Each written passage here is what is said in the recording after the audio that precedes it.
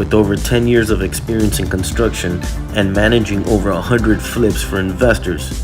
Willpower, property solutions specialist, and rehab project management. Good energy. I don't need no negativity around me. High frequency. What's going on, Pop Squad? Willpower here, and today we got a special episode. I got an email that I received from PJ where he asked, "Hi, are you still actively flipping?" I wrote back, "Of course." Then he wrote back, "Awesome! I flipped my first house in 2009, open parentheses. I started with my grandmother's house, close parentheses. I have been working as a copywriter in the real estate industry for the last several years.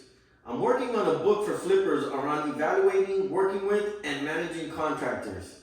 I'd love to feature a written interview with you in it. Would you be open to it?" Yeah. It's just 16 questions. It's a little bit more than 16, by the way, PJ. It's just 16 questions, and you would have 2 weeks to answer them. And you don't have to pay a penny for your interview to be featured in it. Thanks, PJ. So PJ, here we go, your 16 questions. So let's start. Alright, so answers here. So the first question goes, starting out, one of the biggest things flippers struggle with is zero construction knowledge or experience. How did you approach this and educate yourself when you were getting started? What do you wish you did differently, and what do you wish you knew then? How did you escape from the feeling that contractors can easily fool you because you don't know any better? So here we go. I always say get 3 quotes. Compare apples to apple, not just price. This guy is charging this much, but he's going to finish in X amount of time. This guy is charging this much, but he's finishing in X amount of time. So you want to compare apples to apple and see exactly not only the price, but what is included, what are they doing, what's the scope of work in that price, and how long they're going to do it. So those are the 3 factors you want to look into. You want to pay attention to how many guys and how many days each trade takes. Painting the outside of the house should be 2 guys, usually 3 to 4 days, 1,500 square foot house. Then you want to start taking notes. Once you start getting experience, it takes time. It takes 10 years to become an overnight success. But those are the key things you want to remember. Is the square footage of the house. The last house was 1,500 square footage, 3-2. It took Miguel and his buddy Carlos 3 days to do it. So now you know 1,500 square feet. They charged me $1,500. 2 guys, 3 days. You're looking at $500 a day, $250 a head. That's once you start getting experience breaking down, that's the average. The average on a guy, if you go to Home Depot and you try to pick up one of these guys, it's like $125, $150, I think last I heard. But you gotta go and pick them up, you gotta babysit them, you gotta bring them lunch, and then you gotta go pick them up at the job site and bring them back. Not worth it. You don't want to go that route. So a guy that has his van, his transportation, his tools, and knows how to do certain trades, and he has his assistant, that guy's usually about $350 a day. Assistants is usually another $150. So you're looking at a crew of 2. Minimum, you're going to be looking at $500 a day. So keep that in mind. I wish I wasn't so naive when I first started. There's a lot, I learned the hard way. There's a lot of shady investors. They tell you everything you want to hear to get you to start the job. Just like there's shady contractors and everybody talks about contractors. Man, the same goes for investors. I've dealt with so many shady investors. I mean, the business ethics that is out there, it's an overwhelming concern. It's a dog-eat-dog world. Getting educated is going to take time. It takes 10 years to become an overnight success. So let's go to question number 2. Let's talk about the art of interviewing contractors. A lot of flippers don't know what questions they should be asking contractors and then what they should be listening for. Looking back, what are some of the questions you wish you asked contractors when you were starting out? How do you weed out the worst ones up front so you aren't left with half-baked work that drags out for months?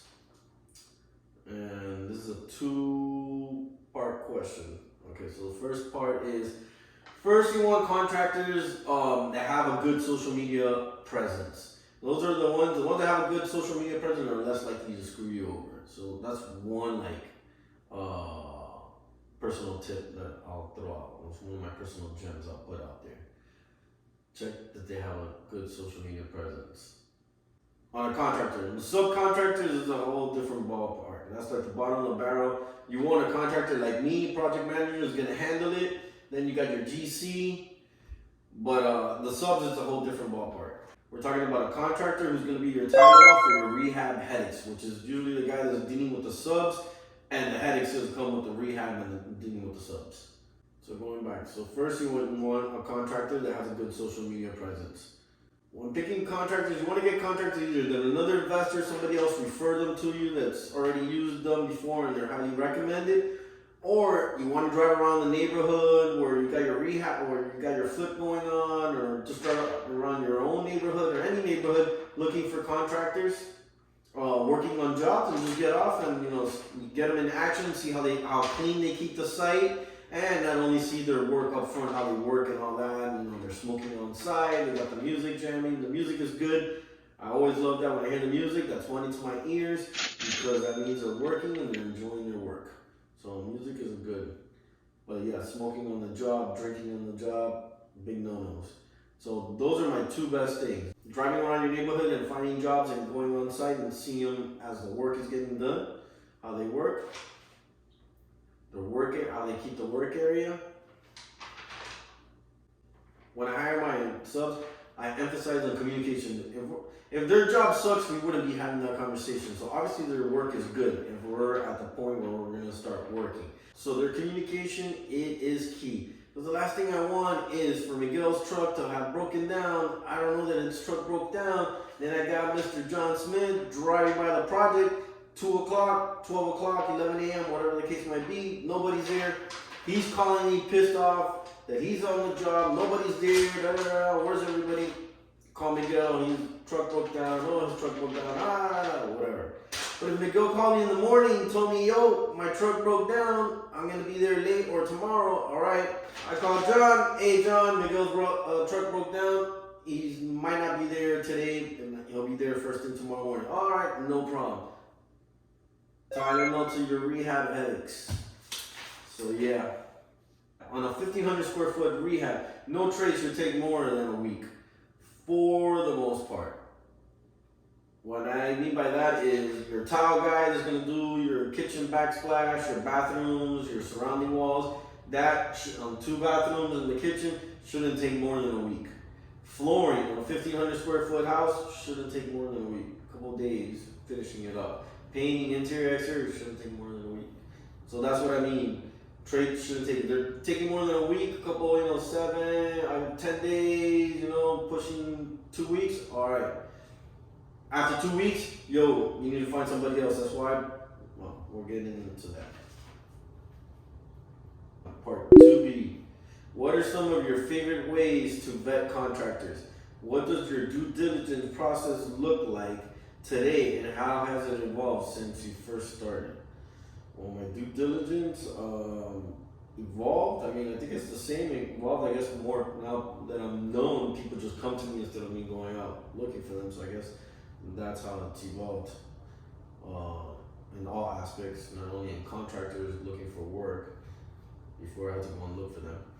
Yeah, so I vet them by seeing how they work, if they got any social media, see any previous work that they had, and how they communicate. One of my little tests you can say is with anybody, not only with my contractors, subs, with anybody, one of the biggest tests to see how they are, how they manage their time and all that, is see at what time they arrive to our appointment, how late they get there, how they communicate. They even show up. I had idiots that don't even fucking show up.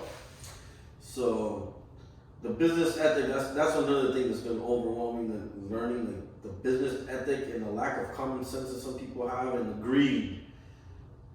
But, it's a dog-eat-dog world.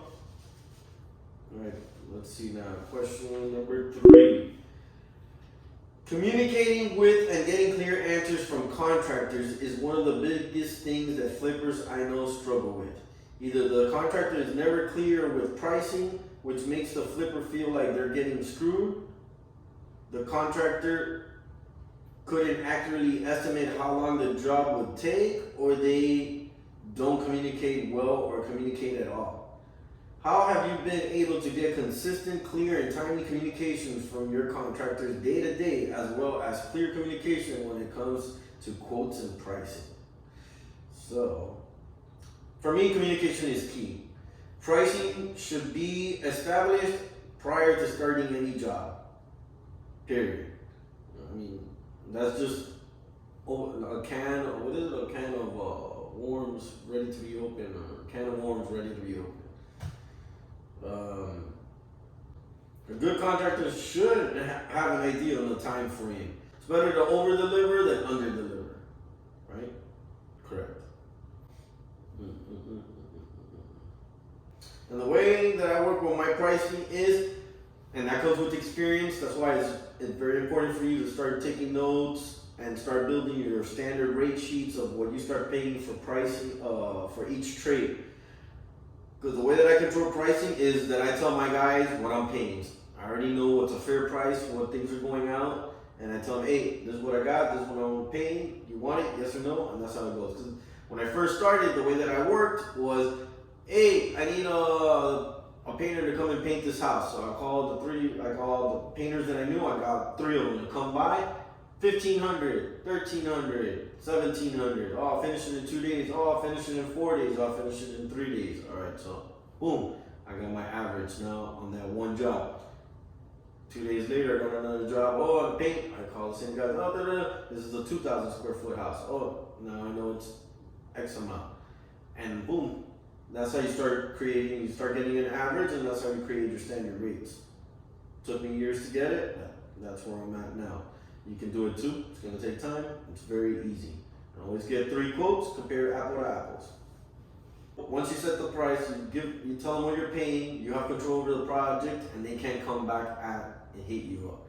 Where they will try to come and hit you up, if they see that you don't know what you're talking about, they're like, all right, I want the job, whatever, he got me on that one, but then when they demo or something like that, something you don't know, they'll hit you on a change order to make up that difference. And if you don't know what's going on, then that's where they get their money back. So you gotta know what you're doing. Well, another thing too, I want to get into this whole pricing and budgeting. A lot of these investors, I don't know, this is not in the topic here, just bonus or whatever, but investors that say, oh, I've been doing this for years. I'm not talking about these GCs that are fucking dealing in these $1 million homes, because that's a whole different level. Those people got big budgets and they're respected and they're dealing with people with money. They're not here dealing with these fucking subcontractors in the bottom end when there's low budgets, no budgets. One little thing goes wrong and the budget's out the window and they're looking at who to screw over. And the first person that always gets screwed over is a contractor. Because yeah, just like you hear, oh, there's shady contractors, there's shady investors too. Because the first person that always gets screwed over when the project goes sour is the contractor. Let that be known.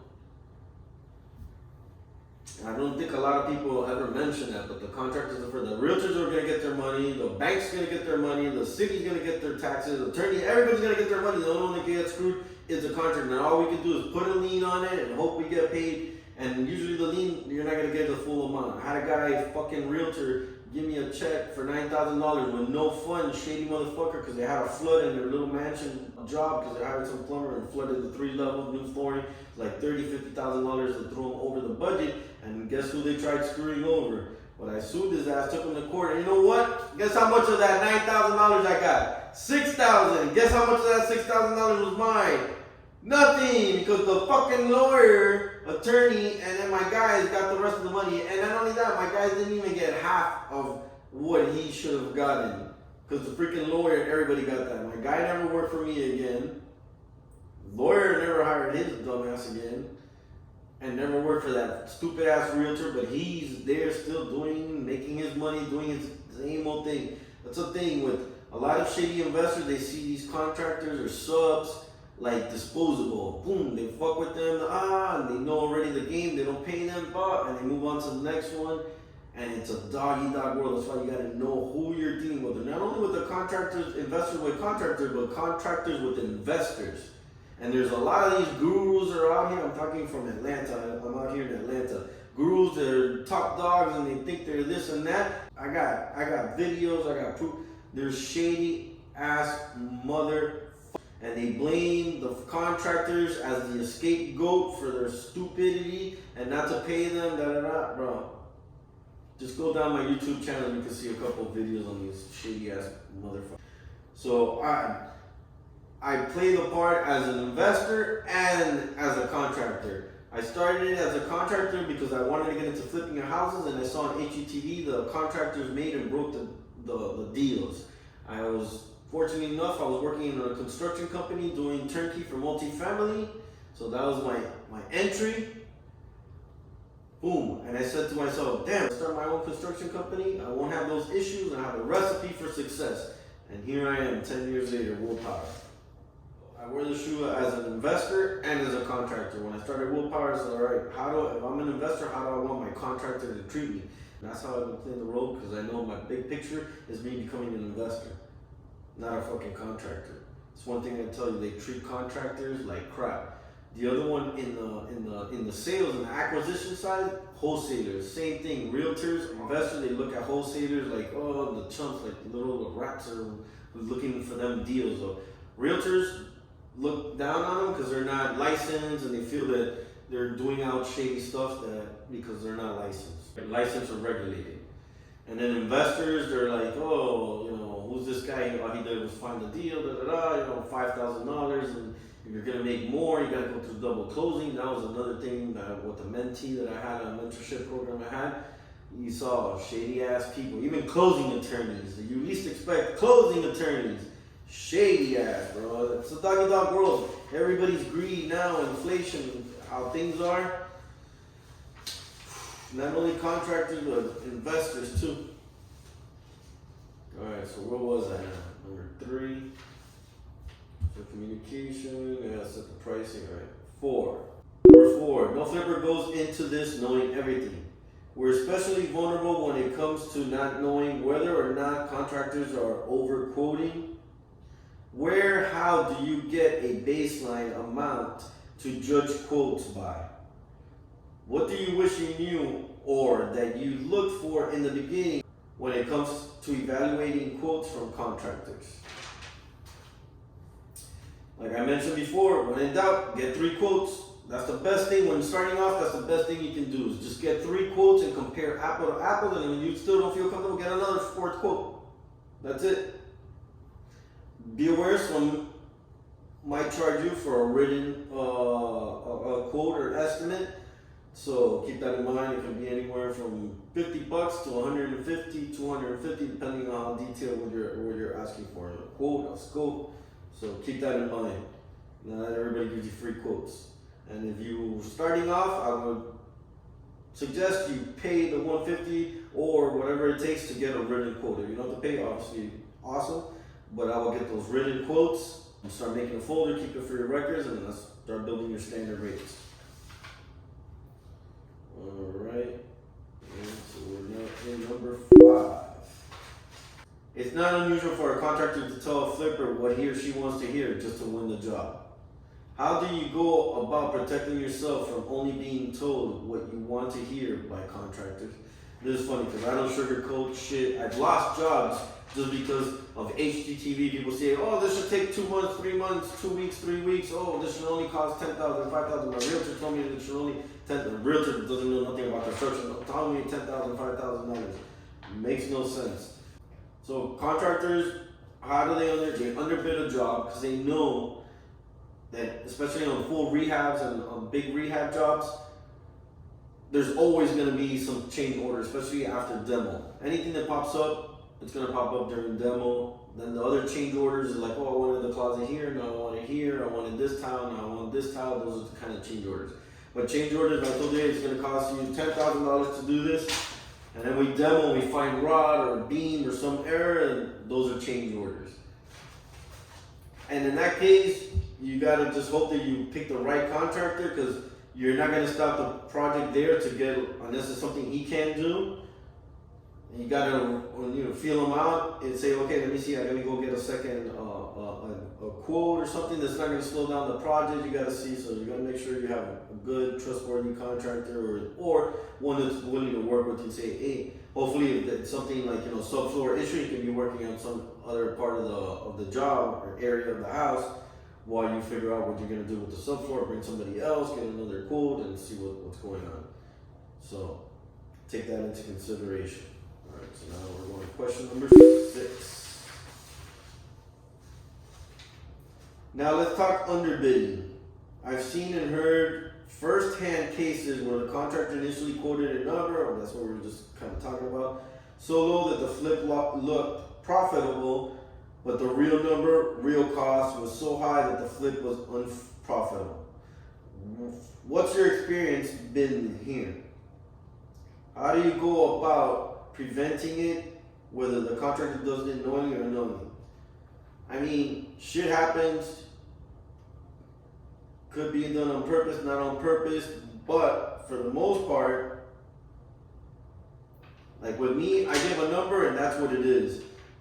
I always know, like, if I walk like a bathroom and I feel a dip, I already know we're gonna have subfloor issues in that wet area. Subfloor issues, usually wet areas on the kitchen sink, laundry room, bathroom around the toilet, tub, and the sink. Those are the places usually where the water drips with time, especially in older houses. With time, boom, it goes and penetrates the floor to the wood and it rots, and then you got the beams and the joists, whatever, and you get your subfloor issues. A good contractor knows that. Walking around, I already feel a little soft spot. I'm gonna hit him up later. No. One thing with like shady contractors is, like with me, I made a name for myself as an honest, trustworthy contractor because I try to save my client money where I can. Like let's say we patch this seating here, there's a hole in it, patch it. If I do just the patching, it's gonna be $500. Good as new, you're not gonna even know it's there. Or we can replace the whole seating, it's gonna be $1,000. I gave you the option. Another contractor come, another patch out, we gotta remove the whole seating so it can be perfect, there's a new rehab, whatever the case might be. That's what makes me different. I understand the game of flipping and I know if you win, I'm gonna win. What I mean by that is, if we're within budget, within time frame, you sell it, everything was a success, who are you gonna call for the next flip? Ghostbusters! Me! I ain't afraid of no ghosts. And not only that, if I'm doing such a great job, I want you to succeed and get that second flip, the third flip, the fourth flip, multiple at a time, because guess what? Who's gonna be doing them? Who's gonna be handling them? Who's your Tylenol for your rehab headaches? Willpower. Pick up the phone and call. So I understand the game, and that's why I love working with investors, because you just prove yourself on the first one, and you're in it for the long run. Shady contractors are the ones that are jumping from job to job, looking for that quick buck, whatever, robbing Peter to pay Paul. All right, now we're going to question number 7. Let's keep it moving. It's every flipper's worst nightmare. A contractor comes back to them in the middle of a flip and demands more money with threats of liens if you don't pay. How do you deal with and how do you protect yourself from contractors coming back to you halfway into project demanding more money? I've never had this problem because everything is in the contract. Draws, work completed, work gets paid. Let me see what I have here. So you need to have a pay schedule. Exactly. Work completed, work gets done. That's why every Friday I tell my guys, hey, if you don't finish it, you ain't getting paid. Because a lot of these guys too, the subs, you gotta understand, they're not on a clock here. They're subs. They got multiple jobs. On the bottom of the barrel. They know what they're getting paid shit. So they have 2-3 jobs. So they're trying to manage it. So you gotta understand that too, from the logic. You investors out there, the nickel and dimers, that you're paying them and they're not showing up or they're late or they're running multiple jobs, it's because you're paying them shit. So they got 2 jobs to make ends meet. So you gotta understand that. They know they gotta finish it and they get paid. Because if not, they work it like that with the multiple jobs, how it's most convenient with them, where they're gonna get the most money, and they throw yours in the back burner. So that's one way where you protect them. It's a win-win situation for the investor and for the contractor. Hey, I'm not paying you if you ain't done. I'm not getting paid if I didn't finish. He's not paying me if I didn't finish. Win-win for everybody. Yep, and I learned that from experience. Work done, work gets completed. It's a win-win situation for everybody. Question number 8. Let's dive into working with and managing contractors through the permitting process. A lot of flippers never know for sure whether or not their contractor pulled all necessary permits.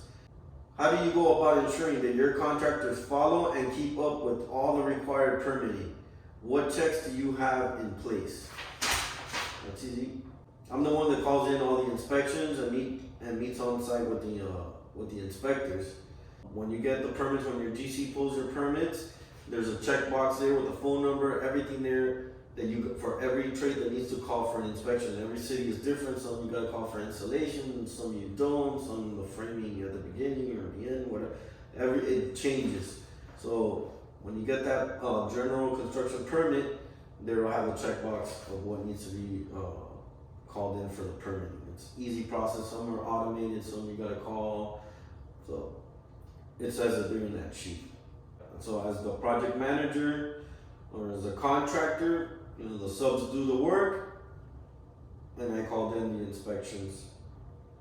That way I make sure that it was called, it was done. If there's any issues with the inspector, blah, blah, blah, I'm there, I handle it. And I'm the contractor that handles it for my investors, so I don't know if other investors, they do that. I don't know how that works. But I handle it for my investors. Number 9, finding contractors and building a network of quality contractors is by far one of the biggest challenges newer and even more experienced flippers face. I've heard of contractors hanging up and ghosting the flippers who call them. What are some of the specific strategies and approaches that worked for you when building your network of contractors? Where do you wish you looked in the beginning when establishing a network of contractors you could rely on, and what you do differently?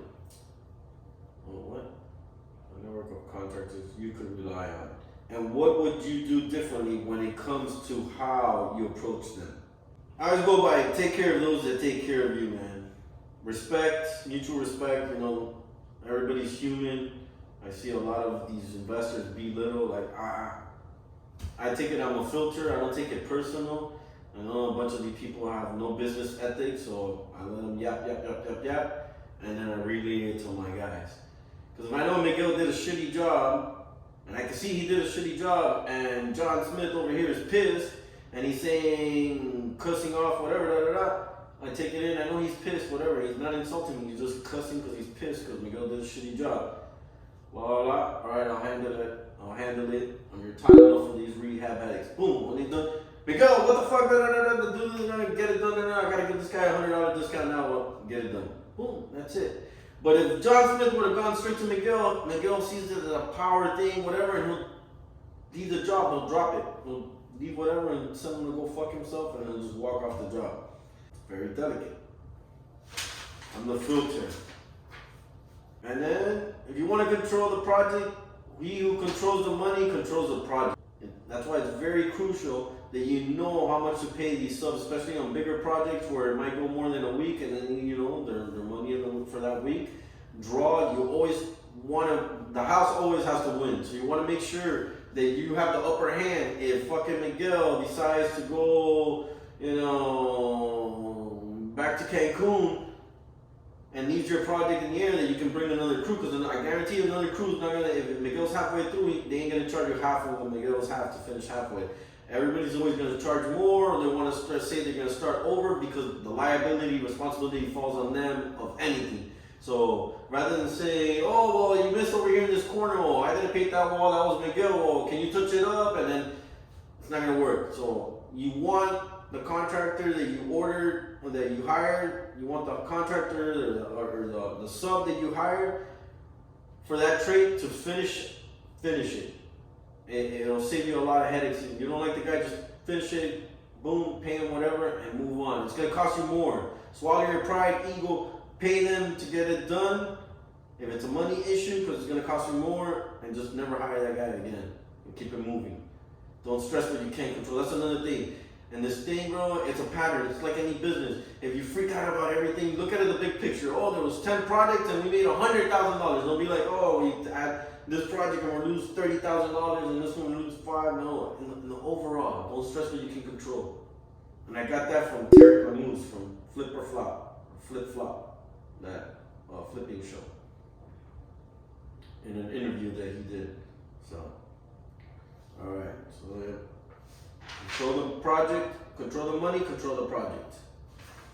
All right, so now we're in question number 10. Red flags. Woo! Well, I know about red flags. All right, red flags. There are so many of them, yep, that lurk in the background, huh? What contractor red flags do you wish you looked for and were more aware of starting out? What are some of the little known and unexpected contractor red flags that cause you the most pain and money? Money. And that would be never give a deposit, especially if you're providing the materials and all they're providing is labor. I've heard of stories where investors give contractors like crazy amount, 80,000, 50,000. It's like, for what? And they're still buying the materials. I was like, no, you buy the materials, then there's no need.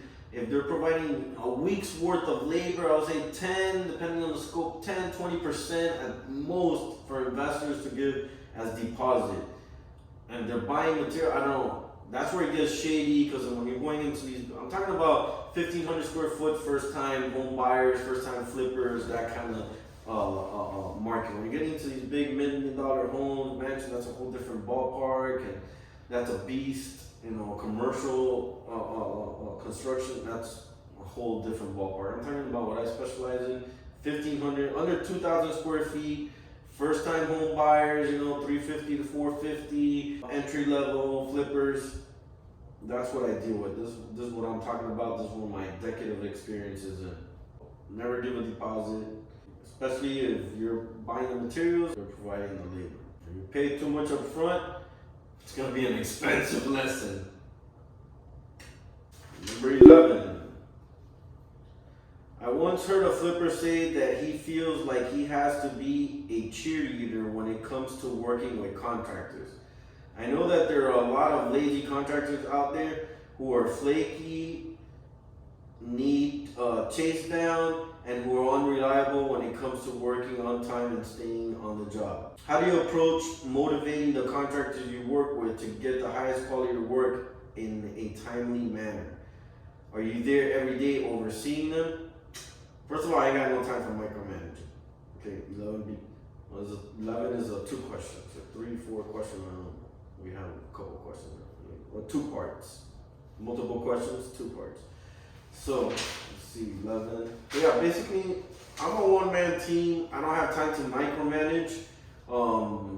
I've had luck with the teams that I've had.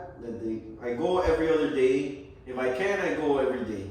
Depending on how many projects I got going on and what I got going on. But I try to make it every other day to the project to see what the work is getting done and log it. I go, I take pictures, speak to the crew, see how everything's coming around, get on their ass if something is off, take pictures of the progress, email it to my clients. They're happy, they see that the work is getting done. Any report, anything, I gotta let them know in that email, in the progress report, in the progress update, and that's that. So yeah, I don't need to motivate these fuckers. Motivation, finish the work, you get paid on Friday. That's your motivation. Keep it moving. No time to micromanage. 11B. What are some of the interesting or unique ways you found to give contractors skin in the game so they motivate to work on time, on schedule, and on budget? Oh, giving them a bonus, that shit don't work. They're gonna do whatever it is. They're gonna be, oh, but you know, I went to Home Depot and delayed and my truck, and it wasn't my fault, but I finished, we finished on the 15th. Finish the job, you're gonna get paid. That's the motivation, like I said, that's the motivation they need. All right, let's go to 12. On that note, in your experience, what clauses Or what payment schedule have you found that motivates contractors the most while holding them accountable? That's it. It's a win-win situation for everybody. Work done, work completed, work gets paid. That's it. That's the best thing you can tell anybody. And there's another thing you can do. Let's say you got a job, it's $3,000, some guy's doing your bathroom, your residential or investor, or whatever the case might be. And you don't feel comfortable giving them $1,000 up front. This is something I've done before. Say, all right, well, at the end of the day, I'll come in, I'll give you, okay, you're gonna work Monday through Friday, you want $1,000, I'll give you $200 every day.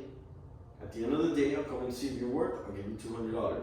If I can't make it at the end of the day, first thing next morning, $200 before you start the day. So before the starting of the next day, you'll have your $200. So that way you're doing work, you're getting the money that you wanted up front. But he's probably gonna come with some guy, but tell me, hey, I'm trying to work with you, I don't know you, you don't know me. You asked me for this money, we work together. So if he's willing to work, if he's willing to be a team player, he knows what's up. This right here, you're asking a lot about, I don't understand. Flippers, they're dealing with contractors. Investors are dealing with contractors. If a contractor is dealing with investors, he understands. It's got to be, this is where I said, the lack of common sense that is out there is concerning.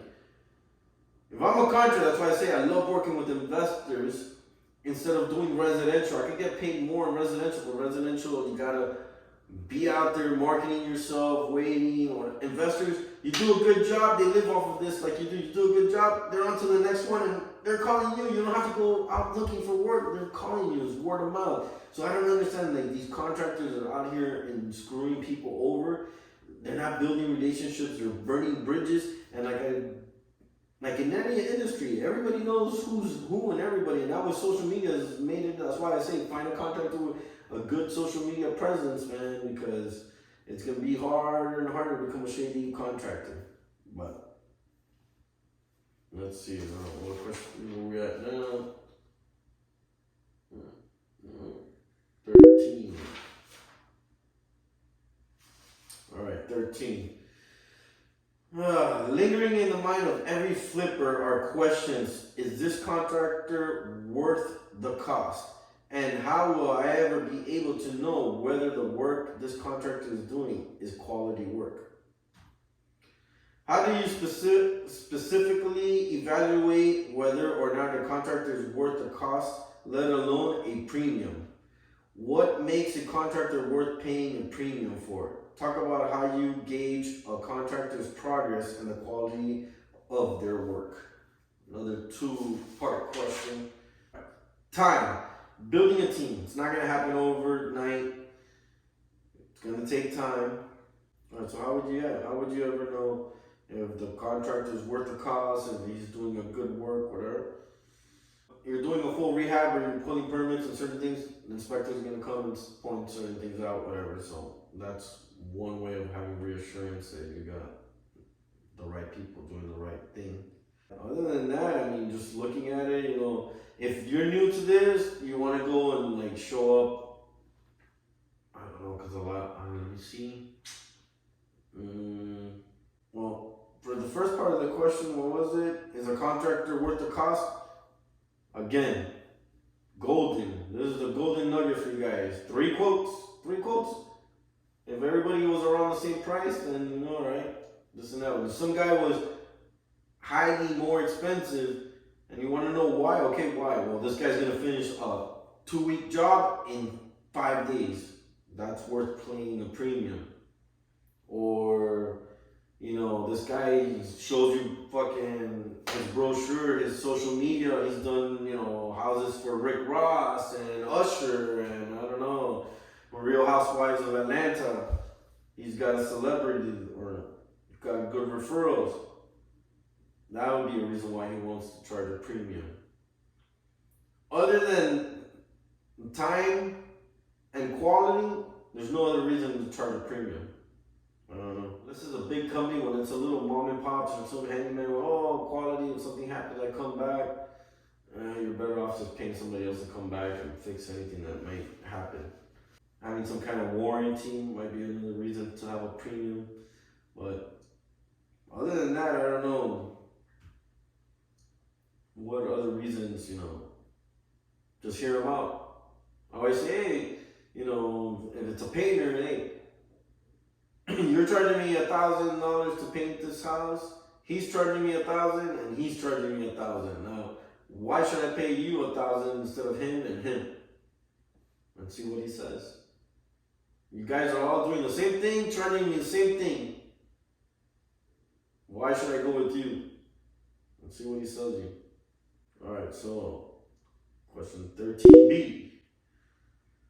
What are your thoughts and viewings on paying a premium to have the work done quickly?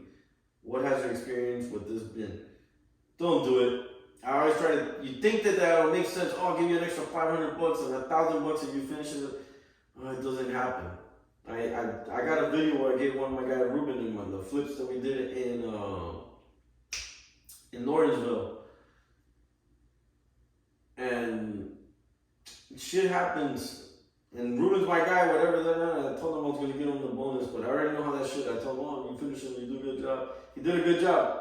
Didn't finish in the time frame. Shit happened. I don't know, got delays with, I forgot what it was, but there was delays that were out of his hand. And he was there working. If they finished, show up with a 6-pack of beer or something, take them out to eat, bring them food, whatever. But it's not going to go. It sounds good on paper, but in reality, in this construction, shit always goes wrong. No. Don't do it. 14. As weird as it sounds, I've heard from a lot of flippers how they feel like contractors hate them and hate flippers in general. How have you cultivated deeper, longer-term relationships with the contractors you work with? Have you gone about building rapport with them? Respect. Don't hire help, build a team. I see a lot of investors think that these contractors, the subcontractors, are disposable. They don't treat them with respect. When my subs, when they're dealing, they always say, oh, the investor, oh, he's making $50,000. They always, I don't know why they always throw that number too, $50,000. But my subs, when I'm trying to get them, because we work on, like I said, in the lower end, first-time home buyers or entry-level flippers. So we're in the bottom of the barrel. So a lot of these subs, they think, oh, investors, and I gotta sit down and I gotta educate my subs. I have videos on my YouTube channel explaining this in Spanish, specifically for them, where I explain the whole, how it works, the whole flipping, rehab, private money, hard money lending, the draws, the inspections, and all that, how it works. And then the $50,000 that they think that they're getting, I tell them, okay, real estate, realtor broker's fees, holding costs, break it down, and that 50,000 now becomes 30, divided in how long does this project take? 4-6 months? Divided, it's like $2,000-$3,000 a month. Now it's not. Now they see it like, whoa, I'm making more money than this guy, or oh, it's not as good as I thought. And they don't look at it as $50,000 anymore. So educating the subs and contractors always helps. And like I said, if you're don't hire help, build a team, build a dream. If you're just trying to hire them or whatever, you're not gonna be honest. You're not gonna try to educate them because you're just trying to nickel and dime them and move on to the next one. But if you're truly trying to build a team, you want to explain what you're doing, whatever, so you can get their feedback. Work together. Maybe you partner up later on in a future flip. But that's when it comes when the channels of communication, when you're trying to build a team, that dream team. That's where I see a lot of these investors, they play these contractors, the subs, because I'm the middleman and I see it, and they try to do it to me, but I don't give a fuck. I see it coming. And the way that I see it, money, and it's just a lesson learned. Earn while you learn. This is my college, the School of Hard Knocks. So, all right, so next question. Almost done.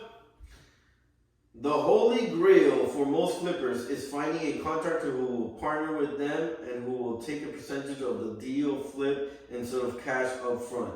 Is this something you aim for? What has the process been like? That's the ultimate goal, yeah, of course. I've managed the crews the investor buys the property. I have a couple of investors that I have this deal with. They buy the property, they fund the rehab, I manage everything, and then we flip it, split the profits at the end, 50-50. I always said the dream team is funding, private money, hard money, whatever. Your cash, your acquisition, whether it's a realtor, wholesaler, whatever it is, wherever you're gonna get your deals from. Acquisition, and then your construction, project manager, contractor, whatever. You got three, whether it's 3 friends, 3 partners, or 3, or jack of all trades. Well, that's your dream team right there in real estate. Acquisitions, your money, and your project management. Boom, construction. You get those 3 down pat, bro, the sky's the limit. 16. Finally, what have you learned along the way about contracts with contractors? In what ways do you legally, contractually obligated the contractors you work with to meet your standards? Like I said before, it's a dog-to-dog world. The legal system is screwed. You can put liens. You can do this, that. The best thing you can do is hope that you got a good guy, vet him the best that you can. And the contracts, in all reality, it's who's going to have the most money for legal fees. So, and like I said, for $9,000, I had an investor pay me as a contractor $9,000 with a check with no funds. I sued him and took months to get to court. And then when I got to court, mediation, they wanted to give me $5,000. I said, no, I want 6. I was bluffing. I didn't think I was going to get it. I was just cocky little. And I got the $6,000, which I thought was all mine to pay my guy. Actually, out of those $9,000, $5,000 was my guy's, and the other 4 was mine. And I got 6. I was supposed to give 5 to my guy and stay with 1. And then I found out the lawyer took most of it, and then the other went to my guy, and I got nothing. So the legal system, I don't know. I had a lady too with the dumpster. I put the dumpster and then she canceled the job. Refund me the money for the dumpster. And not that I was transparent with her, back and forth with Arrow Waste, the dumpster company. Boom, boom, she saw the pricing. I wasn't upselling it, nothing. And that I was doing, I never buy materials because as a contractor, you buy materials. I go to Home Depot right now, spend $10,000 and I put it on the job site and you fire me, you say you don't want me, whatever it is, and I want to take my materials. Once I put those materials on that property as part of the property or the project, if I go and I take it as trespassing, theft, and it's just a lot of work. So I don't buy materials. That's why my client always buys the material. And this lady was referred to me by a realtor. My realtor friend called me, oh, please do that. I went above and beyond, paid for the dumpster, got it. The lady canceled because there was a Section 8, I don't know, weird scenario. I don't know, she was back and forth, yes, no, that she's going to hire the crew. I was like, well, you're going to need a dumpster anyway. I didn't upsell it. Then she's like, no, whatever. I don't know what happened. But I talked to Arrow Waste. They're like, all right, we'll only charge you $60 out of the 400 and something if it's empty. Bro, I drove all the way down to Jonesboro early in the morning to beat traffic. For the dumpster to be full, I took pictures and I told the lady, please tell your tenants to empty that out. I'm not going to charge you. You think the lady did anything? Nothing. I got charged the full amount of 400. Then the realtor lady, I stopped talking to them. Bad business that thing. I was like, hey, your friend, oh, I'm sorry. Wipe their ass. That's why I don't do no favors. I don't buy materials. So the contracts, it has some weight. It gives you a little like reassurance, whatever. But if you gotta really enforce it and go into the legal aspect of it, good luck with that. Hopefully it's a big project with a lot of money. But if it's anything under $10,000, kiss that money goodbye. And I think that wraps it up, TJ. And look forward to getting a copy of your book, autographed copy of your book. And remember, at Willpower, we don't want your money, we want your business. Don't hire help, build a team, build a dream.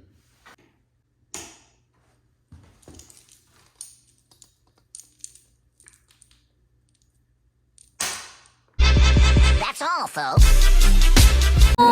Reach for the stars.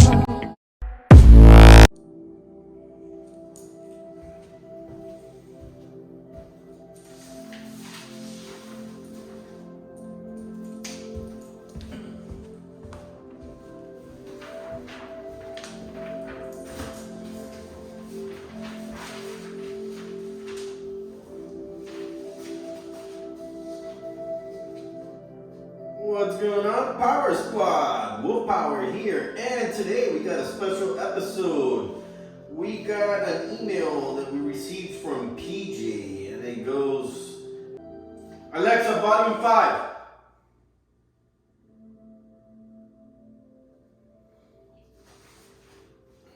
I'm working on a book for flippers around evaluating.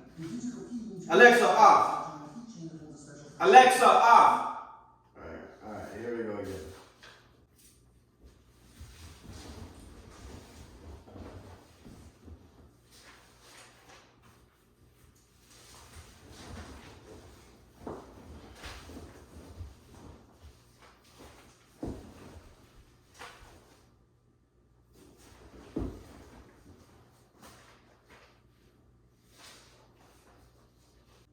Am I saying that shit right?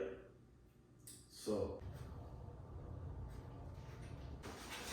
let's see how that came out. Hint, hint. Oh, that was fun. Please have recorded that.